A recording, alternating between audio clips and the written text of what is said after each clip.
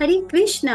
आप सभी को सीता नवमी की हार्दिक शुभकामनाएं। सीता मैया जो श्री रामचंद्र जी की अर्धांगिनी है तथा जिनके नाम का अर्थ है हल्की नौक, यानी जो हल चलाने के उपरांत भूमि से जन्मी थी, जिनके वजह से इनका नाम भूमि जा भी पड़ा। सीता मैया राजा जनक की पुत्री थी तथा उनका विवाह अयोध्या नरेश महाराज दशरथ के ज्येष्ठ पुत्र श्री रामचंद्र जी से हुआ। जय श्री राम। आखिर सीता मैया है कौन? इस प्रश्न के उत्तर में हम समझ सकते हैं कि सीता मैया स्वयं लक्ष्मी जी का अवतार है। शुद्धता, सेवा भाव, विनम्रता, पतिव्रता तथा भगवान की आध्यात्मिक शक्ति के रूप में उनके साथ इस धरती लोक पर अवतरित हुई मैया सीता। कहते हैं ये संपूर्ण संसार भगवान की इच्छा से ही चलायमान है। भगवान की इच्छा के बिना तो एक पत्ता भी नहीं हिलता, किंतु भगवान की शक्ति स्वरूपा है भगवती सीता देवी, जिनकी शक्ति से भगवान इस संपूर्ण जगत का पालन पोषण करते हैं। वो कहते हैं ना, यदि किसी से अपने लिए कुछ काम करने के लिए कहना हो और हम बाहर के हैं तो हमें कितनी बार जा जाकर उन्हें कहना पड़ता है, लेकिन जो उनके साथ में रहते हैं अगर उनसे हम वह बात करने के लिए कहते हैं तो वह उनसे कहकर हमारा काम अवश्य करवा देते हैं।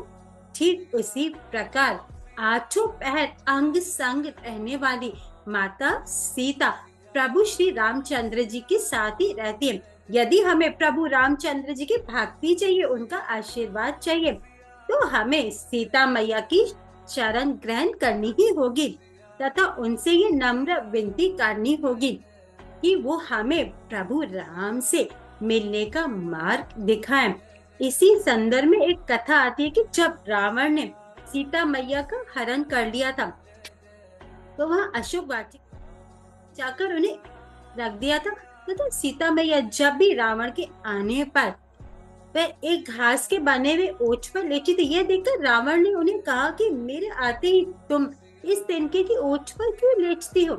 ये सुनकर सीता मैया मौन रही, क्योंकि इसके पीछे का भी एक प्रसंग है कि जब सीता मैया रामचंद्र जी के साथ विवाह करके अयोध्या आई थी तो रिवाजों के अनुसार नववधू के आगमन पर मीठा बनाया जाता है। तो उन्होंने पहला पकवान खीर बनाकर राजा दशरथ को परोसा। तेज हवा चलने के कारण एक घास का तिनका राजा दशरथ की खीर में आ गिरा। सीता मैया तो हाथ नहीं डाल सकती थी खीर में, इसीलिए उन्होंने उस तिनके को घूरा, जिसके बाद वह तिनका जल के भस्म हो गया। ये सब राजा दशरथ देख रहे थे। तो उन्होंने भोजन के बाद सीता मैया को अपने कक्ष में बुलाया और उनसे कहा कि आप साक्षात जगत जननी हैं। जैसे आपने आज घास के तिनके को घूरा, वैसे आप अपने शत्रु को कभी मत देखना, क्योंकि वो जलकर राख हो जाएगा। ऐसा अद्भुत बल केवल सीता मैया में ही हो सकता है, जो कर्तव्य, जो पतिव्रता, त्याग और ममता का साक्षात स्वरूप है। ऐसा प्रतीत होता है कि सीता मैया का जीवन अनेक सुखद तथा दुखद परिस्थितियों से भरा हुआ था, लेकिन उन्होंने हार नहीं मानी और परिस्थितियों का सामना किया, उन्हें स्वीकारा। देखिए, उन्होंने राजमहल का त्याग कर दिया क्योंकि उनके पति श्री रामचंद्र जी को कलंकित न होना पड़े, और उन्होंने अपने दोनों पुत्रों को वाल्मीकि मुनि की देख रेख में संरक्षित किया तथा उनके पिता श्री रामचंद्र जी के चरणों के प्रति आदर तथा प्रेम सिखाया। अंत में जिस पृथ्वी से वह जन्मी थी उसी में प्रवेश कर गई। तो आइए हम सभी मिलकर सीता मैया के चरण कमलों में शरण लें और अपना जीवन सफल बनाएं। आप सभी को सीता नवमी की हार्दिक शुभकामनाएं।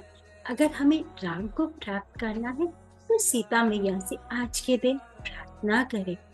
हरे कृष्ण और अधिक से अधिक हरे कृष्णा कृष्णा कृष्णा हरे हरे, हरे राम राम राम हरे हरे।